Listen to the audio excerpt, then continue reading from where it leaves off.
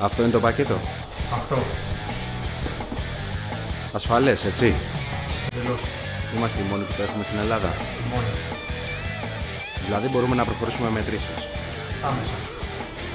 Ωραία. Ξεκινήστε.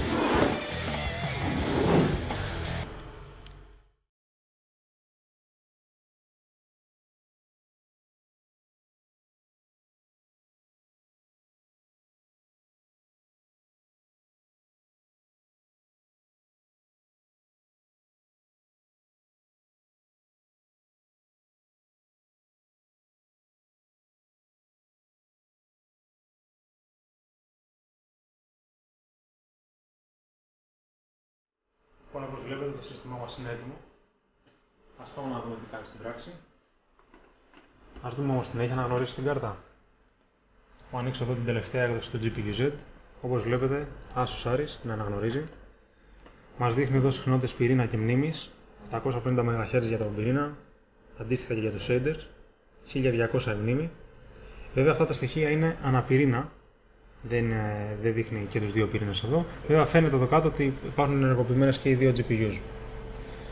Ας δούμε όμως τι κάνει η κάρτα σε ένα benchmark. Θα τρέξουμε το Stoker.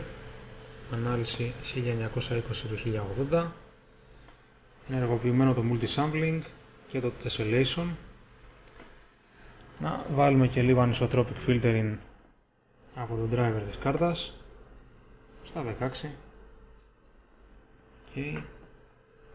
Και πάμε να ξεκινήσουμε.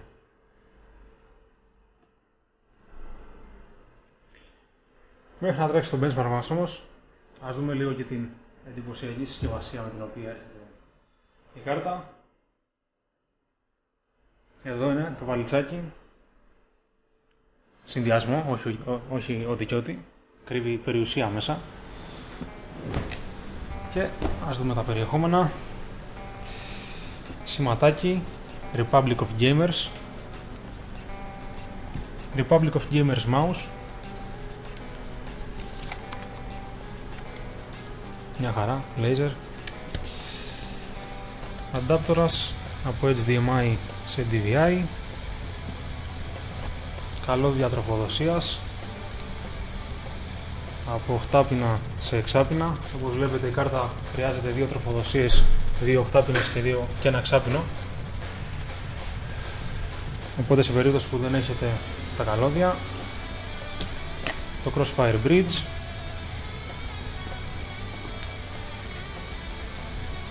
και τι άλλο, για να δούμε, βιβλιαράκι, για να ξέρετε ότι έχετε πάρει μια Limited Edition κάρτα.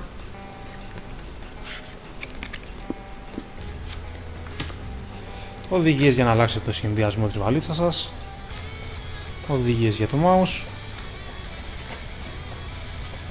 Οδηγός εγκατάστασης. Και drivers για το mouse και για την κάρτα. Το benchmark έχει ξεκινήσει. Η κάρτα, όταν δεν ζορίζεται, είναι σχετικά ήσυχη, θα λέγαμε.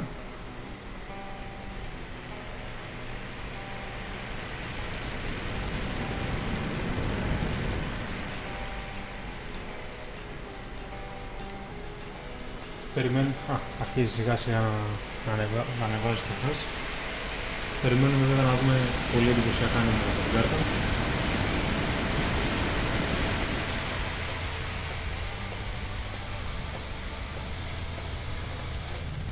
Λοιπόν, το benchmark τελείωσε.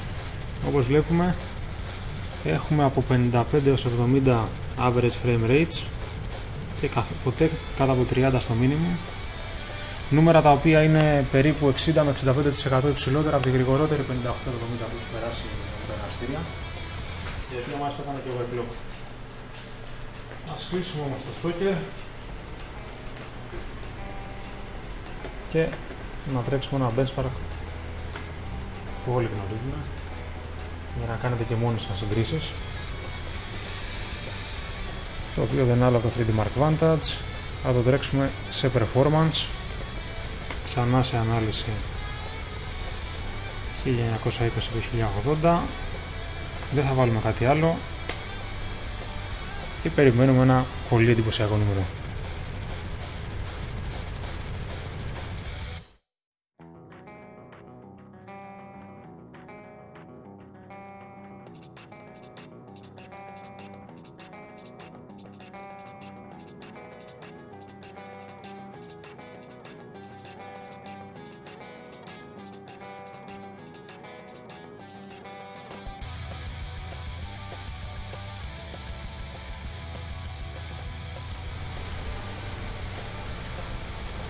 Λοιπόν, τέλειωσε και το 3D Mark Vantage.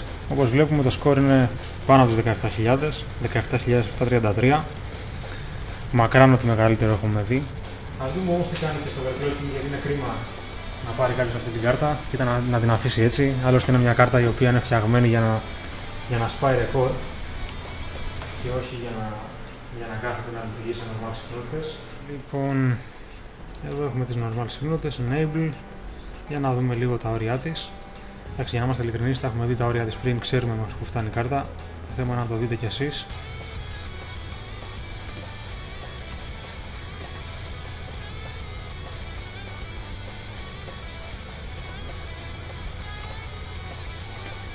Θα δώσουμε όμως και λίγο τον ανεμιστήρα για να είμαστε καλυμμένοι. Το θηρίο πήρε μπροστά και να γίνει κάρτα να ρίξει.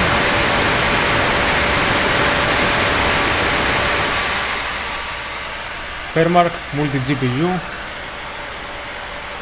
1920-1080 Multi-Sampling Stability Test και πάμε.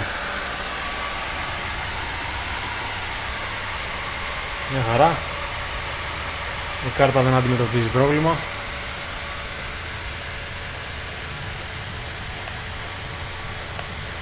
Και αυτά χωρίς πολλές επεμβάσεις. Άλλωστε η κάρτα που θα δούμε και μετά διαθέτει δυνατότητα να πειράξουμε και το voltage για τους overclockers. Υπάρχει δυνατότητα να μετρήσει κάποιος το voltage στους πυρήνες και να φτάσει την κάρτα βέβαια σε ακόμα πιο ψηλά νούμερα. Η κάρτα είναι πραγματικό θηρίο, όπως βλέπουμε. Εντυπωσιακό το σύστημα ψύχτης, είναι triple slot. Ξεχωρίζουν βέβαια οι δύο χάλκινες ψύχτρες, μία για κάθε GPU, οι οποίες είναι από 99,9 free oxygen copper με heat pipes των 8 χιλιοστών. Πραγματικά κάνουν δουλειά και κρατάνε τις θερμοκρασίες χαμηλά. Ένας ανεμιστήρας των 10 εκατοστών. Από πίσω εδώ έχουμε μια πλάκα η οποία πέρα από την ψύχη κρατάει και την κάρτα στιβαρή. Και εδώ βέβαια τα voltage points για overclockers, για να ξέρουν τι γίνεται με την τάση του πυρήνα όταν θέλουν να σπάσουν τα ρεκόρ τους. Και φυσικά τροφοδοσίες, 2 οχτάπινα και 1 εξάπινο.